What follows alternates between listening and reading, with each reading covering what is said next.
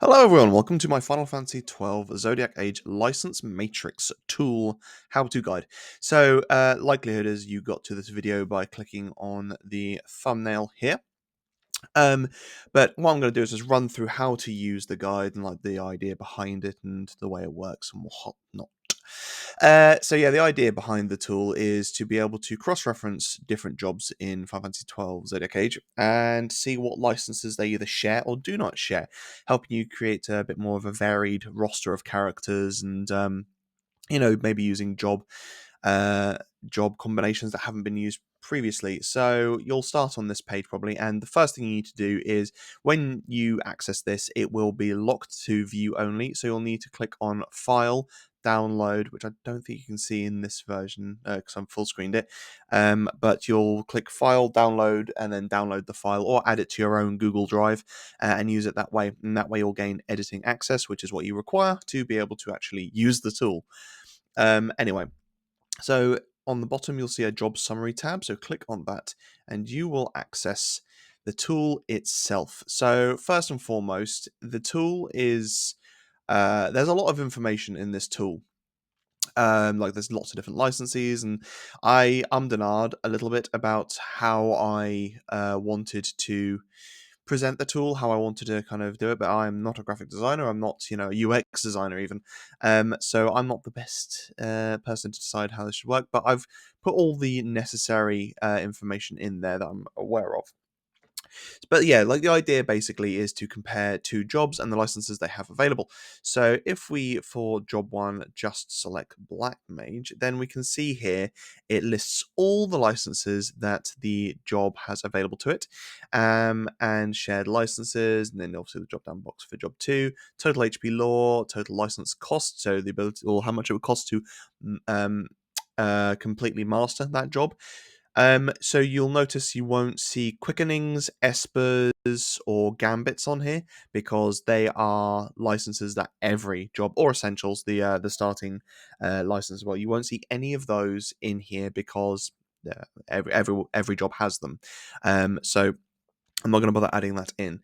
But they are still included within the total license cost, so they are, you were still required to get those two completed. And on the top right, there is like a little kind of brief rundown of each job. So at the moment, it's Black Mage thrives, jobs that enhance survivability or speed. Time Battle Mage adds support with HP. Night Foe Breaker Red Battle Mage grant armor. Monk boosts swiftness and holy damage. Archer powers elemental attacks. Shikari, sorry, enables dark elemental combos, and Machinist adds ranged physical support. And there will be one of those for each individual job. I like the idea of creating a little kind of description for each job combo, but that's a lot of combos, and I don't have the time nor the energy to do that. But yeah, it kind of gives you an idea if you are looking for inspiration, maybe things to be able to combo it with. Now, let's get to the real meat on the bones. So if we look at Black Mage and then we combo that, say, with White Mage, you would expect there to be a lot of crossover, both quite heavy magic users. So we can see here they have 50 shared licenses, and it lists here all the licenses that they share. So Mystic Armor, Green Magic, Channeling, Swiftness, Ether Laws, Magic Laws, all the things that you would expect those jobs to share. And then in these sections here, you can see, what weapons they share, with the first job on the left, your starting job, and your secondary job on the right.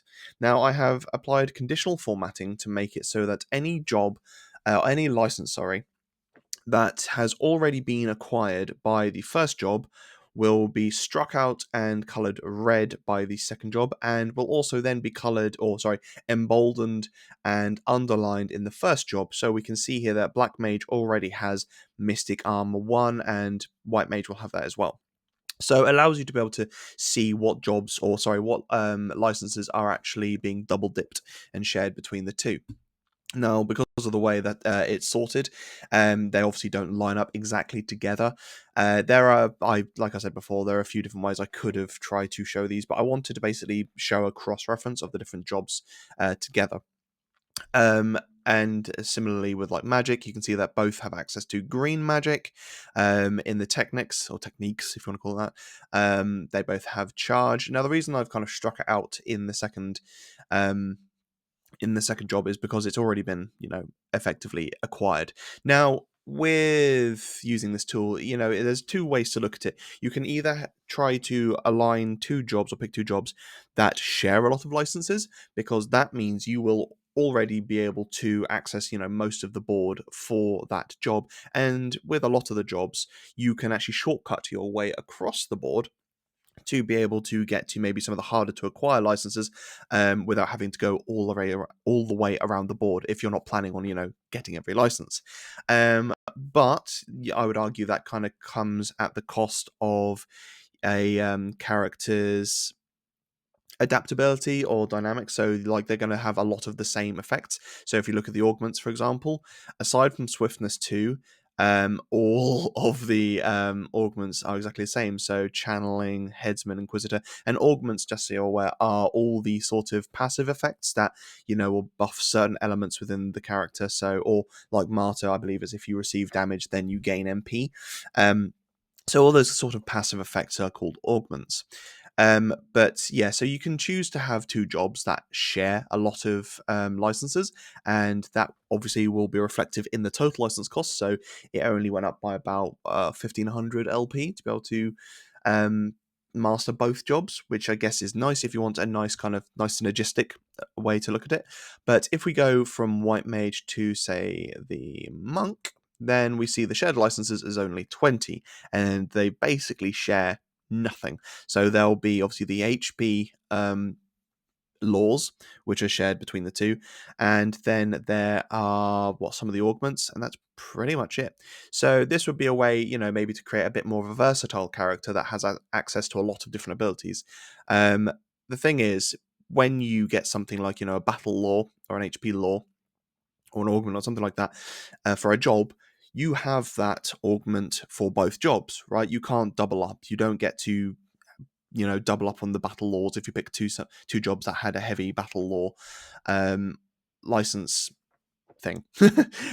So realistically, you're limited in how much you can kind of throw on top of your jobs if you choose lots of jobs that are very similar. Whereas by having a black mage and a monk, you are creating something that is very tanky. I think monk has every single HP law available to it, so you're going to create something that's got a lot of HP. It's naturally going to have access to heavy armor as well, but you've also got mystic armor and light armor now as well. Oh, actually, no, sorry, monk doesn't have access to heavy armor, does it? I was looking at the black mage. But yeah, so this basically allows you to be able to create a bit more of a versatile job, or a character with a bit more versatility in what they have access to. So you'll notice that there are some licenses with asterisks next to them. This means that license is accessible only through a quickening or an esper.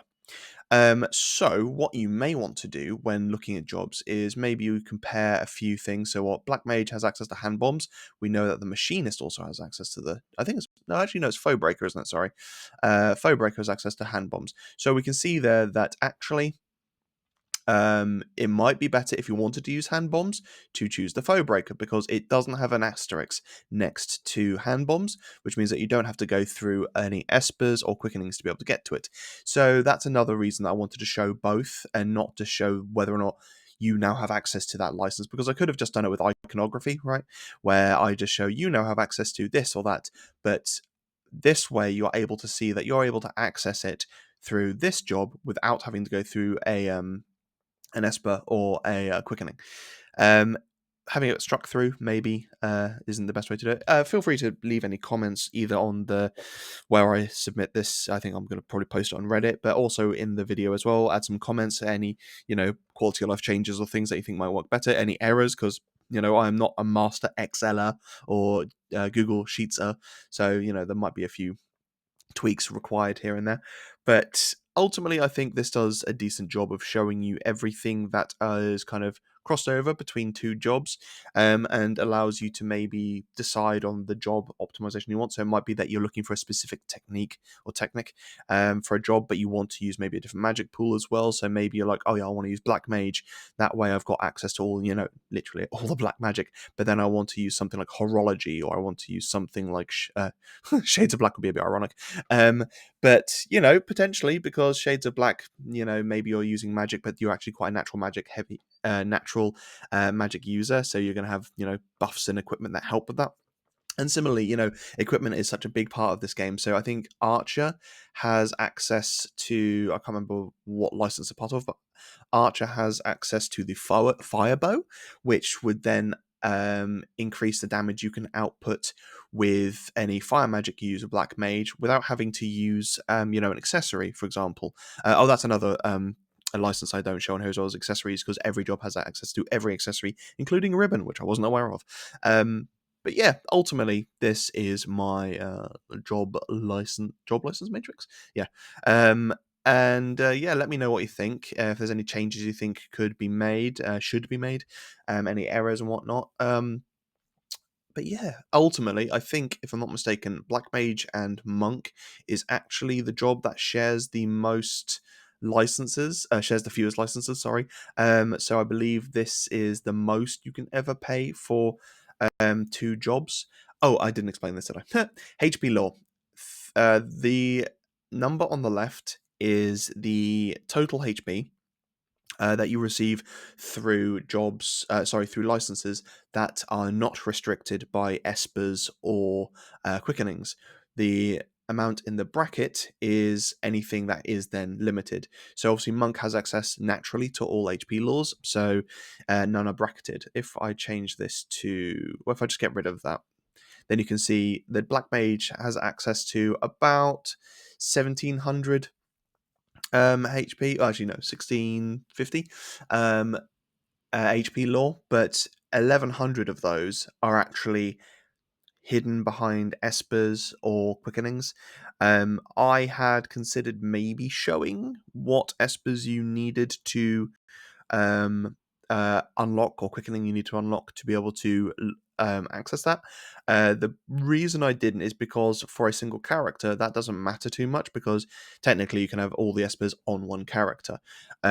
So if I were to expand this into a full team builder, then that would be more useful, because you could say, oh well, if I use Kucha Lane on Varn, who's a black mage, then I lose access to X license on Fran or Pinello, whoever.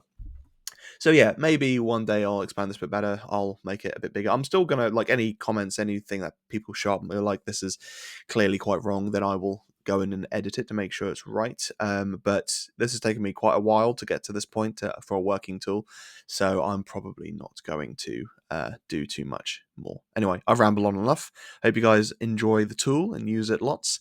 And yeah, thanks ever so much.